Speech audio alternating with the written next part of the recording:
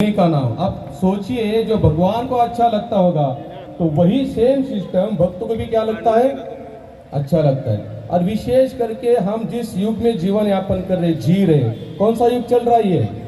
कलयुग। आप बोलिए, आप। प्रभु जी तो हर बार बोलती ही है, कौन सा युग चल रहा है? कलयुग। सबसे बेस्ट है, यानी खतरनाक है कि अच्छा है? बोलिए, हाँ खतरनाक है कि अच्छा है? खतरनाक जो बोलते हैं वो हाथ ऊपर करे, और जो अच्छा बोलते हैं वो भी हाथ ऊपर करे। अच्छा बताए, अच्छा क्यों है? कोई रोक टोक नहीं, कितने बजे भी उठो, कितने बजे भी सो जाओ, कोई बोलने वाला नहीं, कोई चिल्लाने वाला नहीं है ना। इसके लिए अच्छा नहीं है। अच्छा इसके लिए है क्योंकि कलयुग में भगवान को पाने का सबसे आसान तरीका बताया। क्या बताया है? सबसे आसान। जैसे 4 युग हुए, बराबर ना? सती, त्रेता, द्वापर और कली। ये 3 युगों के लिए हमको बहुत सारी कठोर साधना करनी पड़ती थी, बहुत तपस्या करनी पड़ती है। लेकिन कलयुग में कोई साधना, कोई तपस्या नहीं। जैसे आप लोगों ने देखा, हम लोग रथ यात्रा खींच रहे थे तो बीच बीच में हमें कोई बूंदी ला कर देता था, हम लोग उसको क्या करते थे? कहा देते थे। कोई बॉटल ला के देता पानी की, हम लोग उसको पीते थे। कोई किसी ने कुछ ला के दिया, हम तुरंत उसको खाते थे। तुरंत सामने हरे कृष्णा कृष्ण कृष्ण कृष्ण हरे हरे, हरे राम। लेकिन उस 3 युगों में ये सब छूट नहीं थी। जब आप सेवा करते थे तो आपको सेवा ही करनी पड़ती थी, और सेवा के बीच में अगर आपने कुछ किया तो आपको वही सेवा रिटर्न करनी पड़ती थी। लेकिन कलयुग में वो सब कुछ नहीं है। क्यों?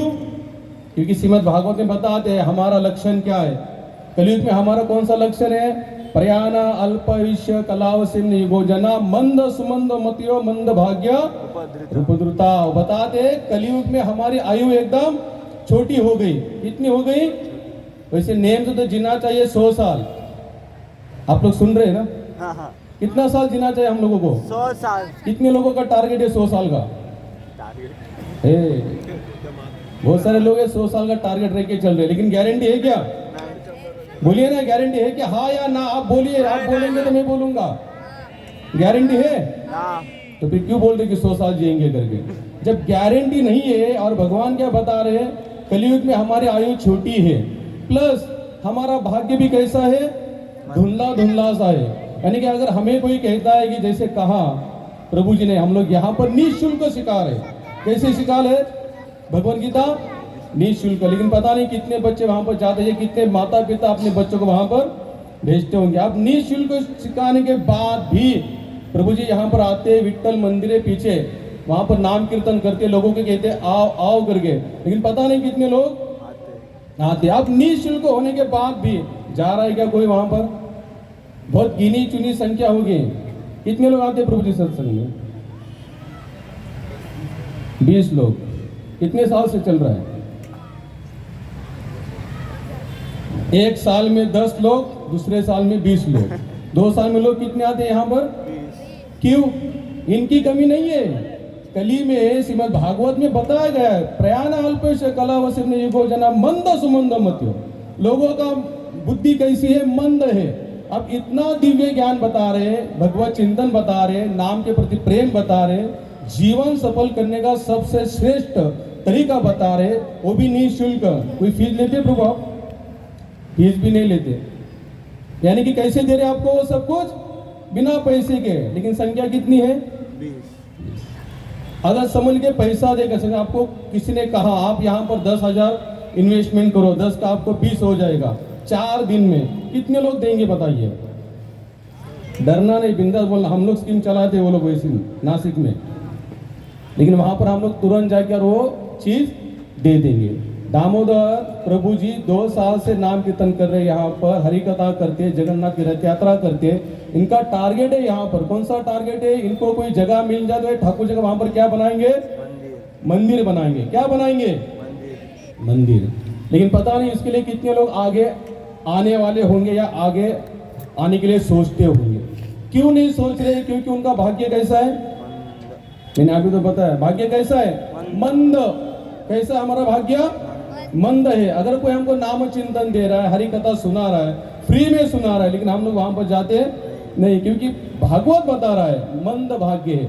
लेकिन फिर भी आगे वाले श्लोक में बताते श्रीमद् भागवत में, कलेरो दोष निधि राजन असिति एको महान गुण कीर्तनादेव कृष्णस्य मुक्त संग ब्रह्मजते। हे राजन, कलयुग दोषों का महासागर है।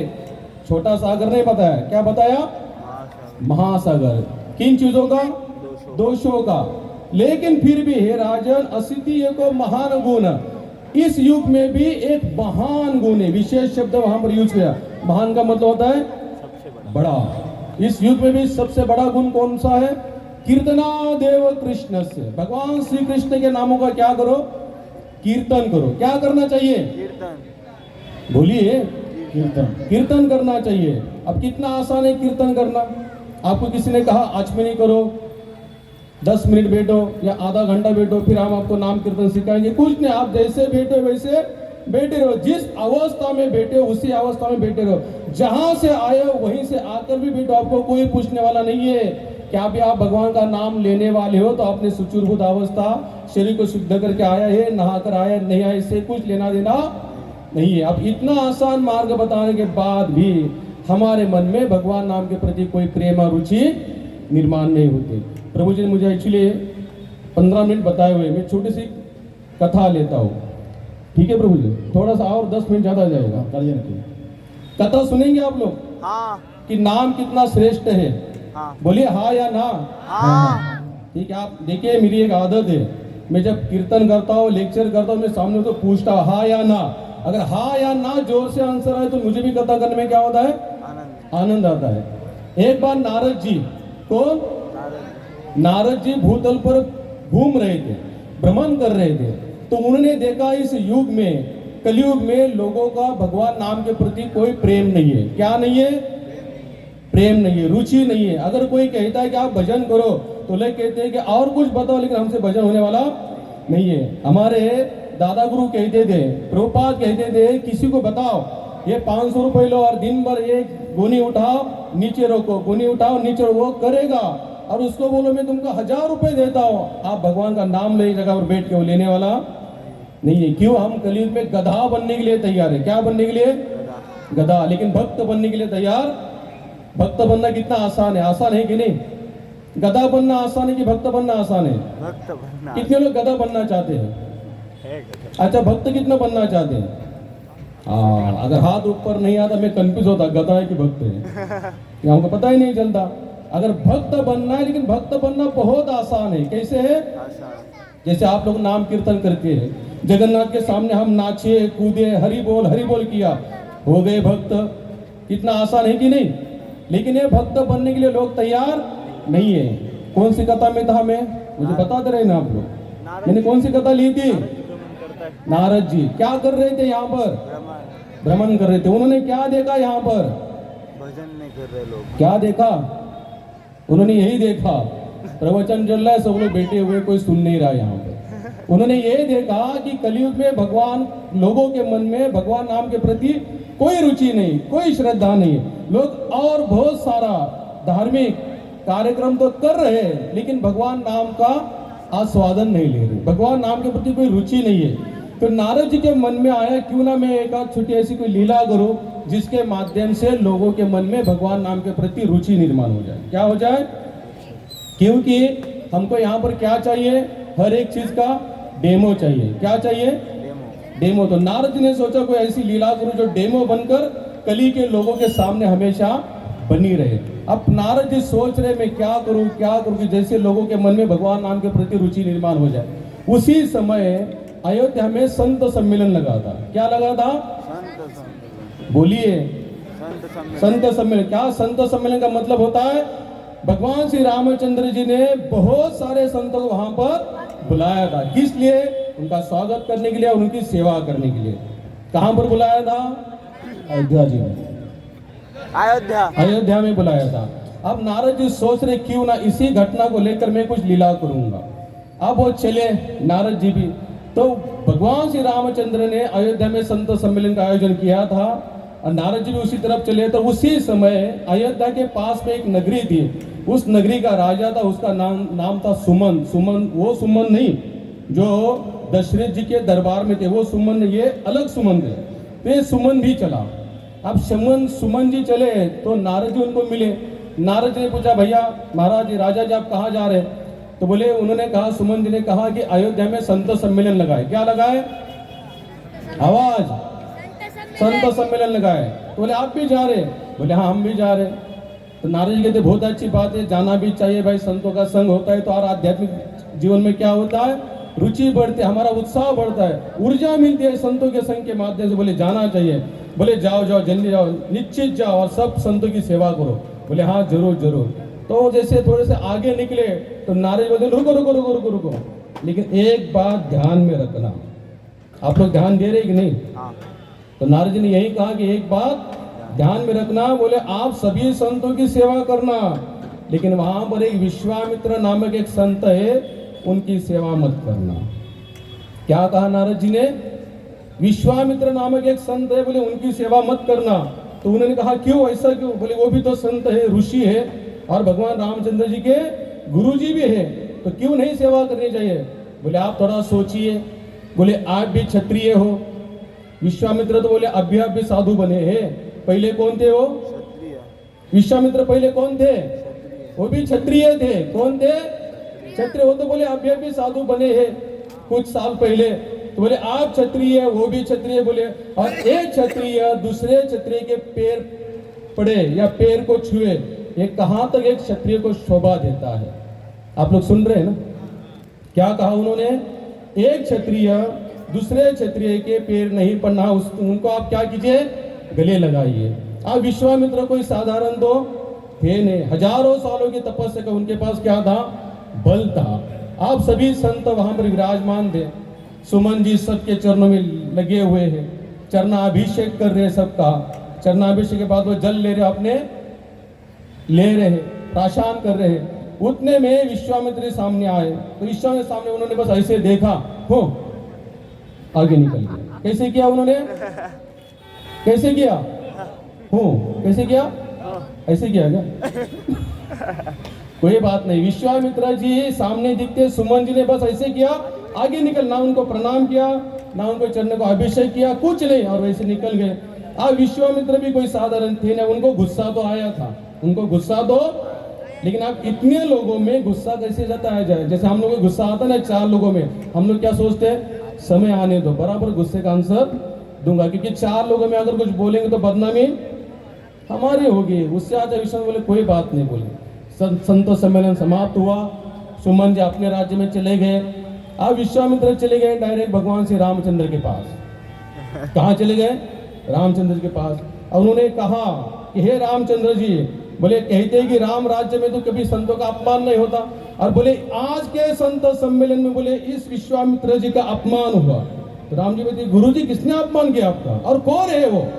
बोले, कौन है? बोले, अभी बताता। बोले, सुबह संत सम्मेलन चल रहा था, आप वहां पर विराजमान थे, शायद आपने देखा नहीं होगा, इसलिए मुझे बताना पड़ रहा है। बोले, आपके ही बाजू वाला जो नगरी है, वहां के एक राजा है सुमन, बोले उन्होंने सभी संतों का चरणाभिषेक किया।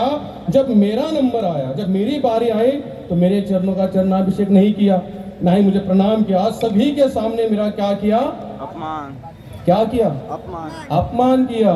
तो भगवान श्री रामचंद्र जी कहते हैं, अगर आपका अपमान किया है तो मैं आपके चरणों की सौगंध खाता हूं, कल शाम तक मैं सुमन जी को समाप्त कर दूंगा। क्या खाई? सौगंध। रामचंद्र क्या खाई? सौगंध खाई। और कौन सी? बोले, जिस सुमन ने आपके चरणों में अपराध किया है, उसको मैं कल शाम तक सूरज ढलने से पहले उसको स्वर्गलोक पहुंचा दूंगा। आप भगवान श्री रामचंद्र जी ने ऐसी सौगंध खाई तो व्हाट्सएप, फेसबुक, ट्विटर सबके माध्यम से क्या हुई? वायरल, फैल गई। और उनके पास भी व्हाट्सएप था, सुमन जी के पास। उनके देखा, अरे भगवान श्री रामचंद्र ने तो कसम खाई, बोले कल शाम तक में समाप्त। क्योंकि जब भगवान कोई वाणी करते, भगवान कोई आकाशवाणी करते, तो हर जीव के हृदय में वो पता चल जाता है। अब जैसे सुमन जी ने सुना कि भाई मैंने तो अपराध किया नहीं, तो मुझे बताया था, किन्होंने बताया था उनको? नारद जी ने। भाई नारद जी ने जैसे बताया सो मैंने वैसे किया। लेकिन वो सुमन जी ये भी जानते थे, बोले हम सबके चंगुल से बच सकते हैं, लेकिन राम जी अगर सौगंध खाएंगे तो राम बाण से मैं बचने वाला नहीं हो। तो सुमन जी ने तुरंत अपना राजपाट त्यागा, राज्य के बाहर निकले, भाग रहे। लेकिन अब कहाँ भागेंगे? जब भगवान सौगंध खाए किसी को मारने की, तो कोई तर सकता है क्या? तारे कृष्ण मारे कौन और मारे कृष्ण। जब भगवान सोचते कि इसको मार ही देना है, तो बंदा कितना भी बलवान क्यों ना हो, बचेगा? नहीं बचेगा। अब सुमन जी भाग रहे, भागते भागते भाग रहे, भागते जा रहे, और उसी समय बीच में उनको फिर और एक बार नारद जी मिले। कौन मिले? नारद जी मिले। अब जैसे नारद जी ने मिले तो नारद जी पूछे, सुमन जी कहाँ भाग रहे हो? बोले आपके कारण भाग रहा हूँ। क्या बोल रहे हैं? आप ही के कारण भाग रहा हूँ। अच्छा खासा चल रहा था, 2 टाइम का मिल रहा था, राज्य नगरी सब सुखी थी, प्रजा सुखी थी, कोई दिमाग में ऐसा कोई मेरे विचित्र बात नहीं थी। आप बस मुझे कल मिले और मेरी शांति भंग हो गई। बोले क्या हुआ? हुआ क्या वो तो बताओ। बोले आपने क्या कहा था, अयोध्या में संत सम्मेलन है तो विश्वामित्र जी के चरणों का अभिषेक नहीं करना, उनको प्रणाम नहीं करना। जैसे आपने कहा वैसे हमने किया। तो विश्वामित्र जी कहाँ चले गए? भगवान श्री रामचंद्र जी के पास। और जैसे रामचंद्र जी के पास चले गए तो रामचंद्र जी ने आप सौगंध खाइए। कौन सी सौगंध खाइए? बोलिए। कल शाम तक सुमन जी खत्म हो जाएंगे। बोले उन्होंने सौगंध खाई, मुझे कल शाम तक रखने वाले नहीं है, अभी आप ही कोई मार्ग बताना।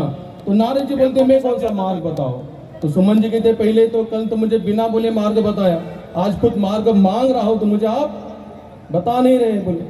बोले ठीक है, अगर तुम डरो नहीं। बोले एक ऑप्शन मेरे पास बचा है। क्या बोले नारद जी? एक चीज, केवल एक ही ऑप्शन बचा है। बोले कौन सा? बोले सामने वाली पहाड़ी पर हनुमान जी की माता, क्या नाम उनका? अंजनी। अंजनी माता वहां पर बैठी है, ध्यान अवस्था में साधना लगाई हुई है।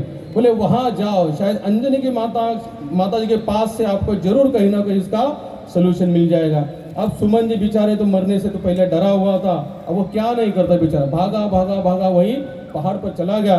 तो माता अंजनी ध्यान अवस्था में बैठी हुई थी। अब ये तो बेचारे भागते भागते गया था। मौत का डर यहाँ पर संसार में सभी को है। आप लोगों को डर लगता है मौत का?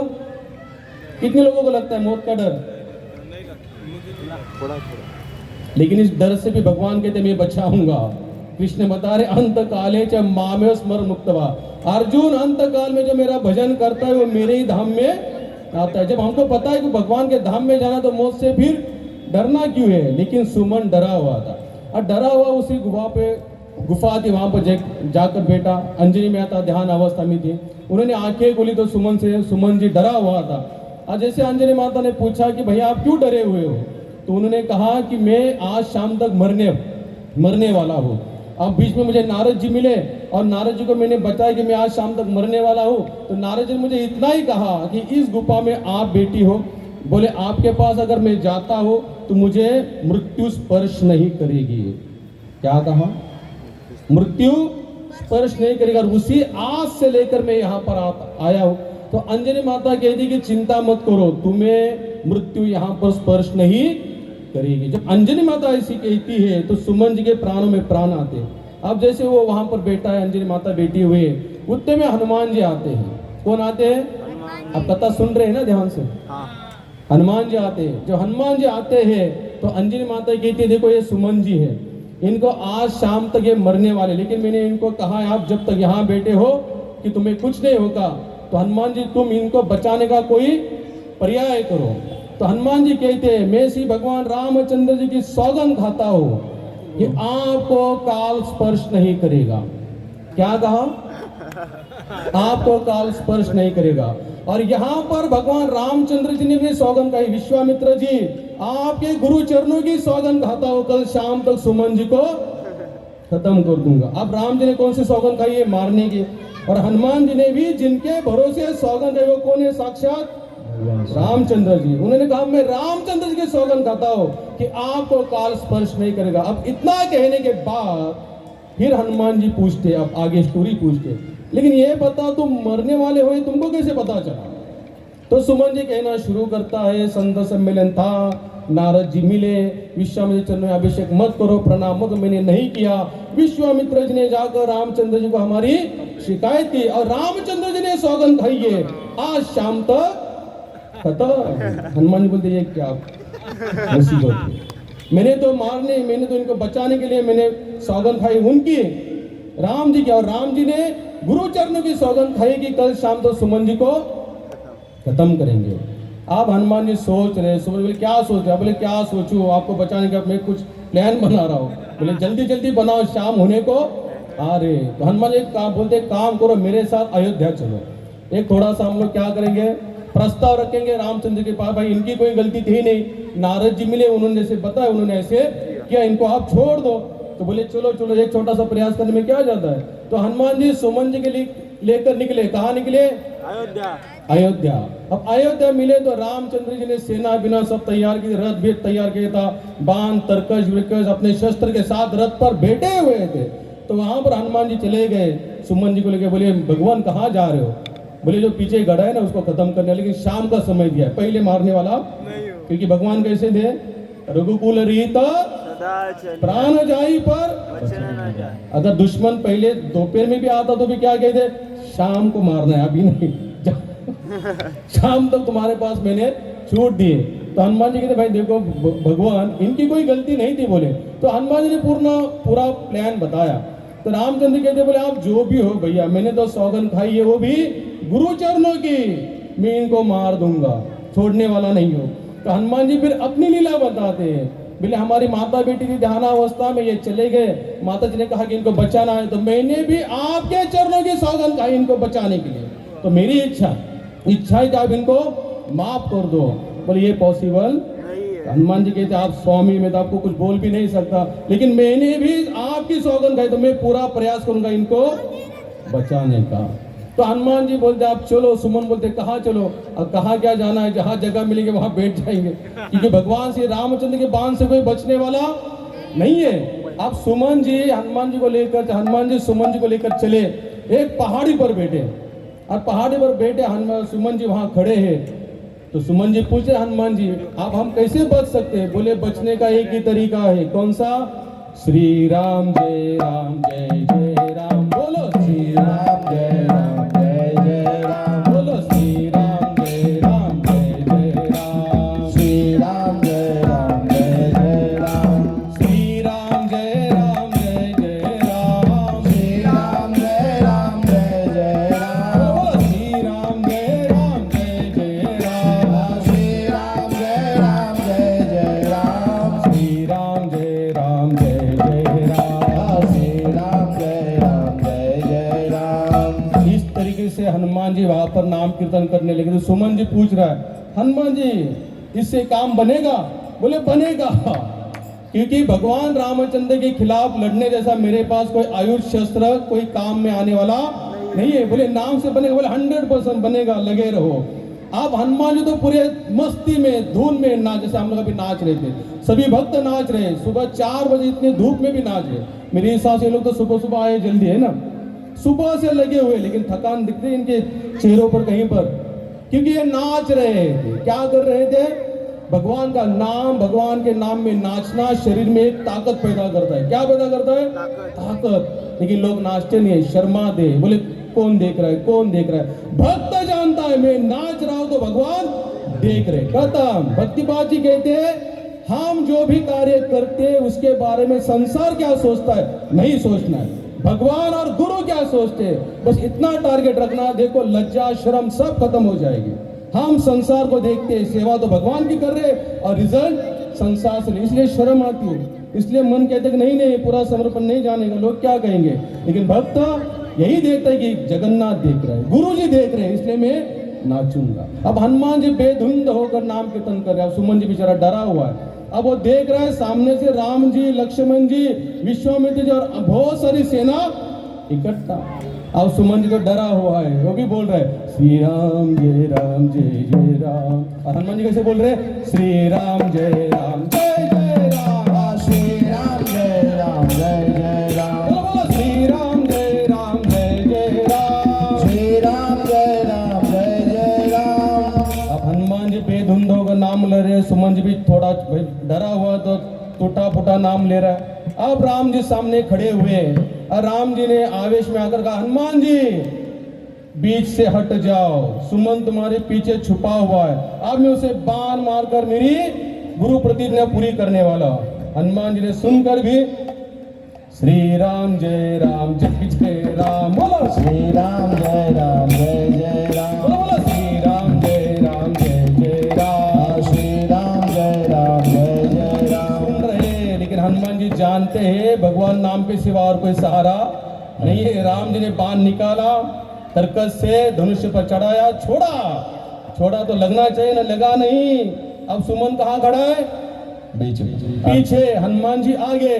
बाण आया तो हनुमान जी के इर्द गिर्द सुरक्षा कवच बन गया। क्या बन गया?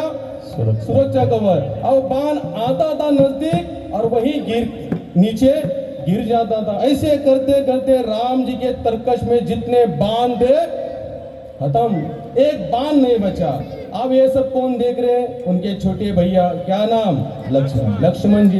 अब लक्ष्मण जी यहाँ पर देख रहे हैं, मेरे भैया का एक भी बाण क्यों नहीं काम कर रहा है आज। तो बोलते भैया आपके बाण खत्म हुए, कोई चिंता मत करो, मेरे तरकश में काफी बाण है बोले। तो लक्ष्मण जी ने बाण मारना शुरू किया। अब राम बाण से उनको कुछ नहीं हो रहा है, तो लक्ष्मण जी के बाण से कुछ होगा नहीं। आप लेकिन लक्ष्मण जी कौन है? साक्षात शेषावतार है। शेषावतार है, कंटिन्यू भगवान की नाम करता, नाम कीर्तन, नाम चिंतन करते रहते। अब उन्होंने देखा कि राम जी के तरकस के बाण खत्म, मेरे भी तरकस के बाण खत्म, तो लक्ष्मण से रहा नहीं गया। तो उन्होंने ब्रह्मास्त्र का आह्वान दिया। किनको? ब्रह्मास्त्र। ब्रह्मास्त्र की खामी क्या है?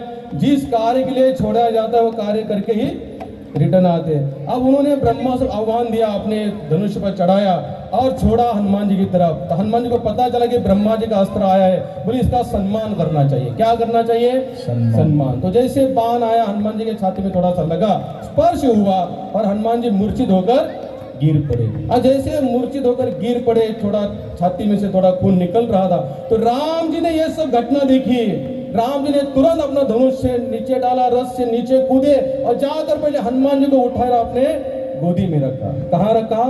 गोदी में। आप देखो ये पूरा सीन, आप आंखें बंद करो, सब याद करो। युद्ध चल रहा है, हनुमान जी के छाती में बाण लगा हुआ है। राम जी से रहा नहीं, राम जी भूल गए मैं किस लिए आया था यहाँ पर। आए, उतरे, हनुमान जी को उठाया, गोदी में रखकर बस देख रहे उनकी तरफ।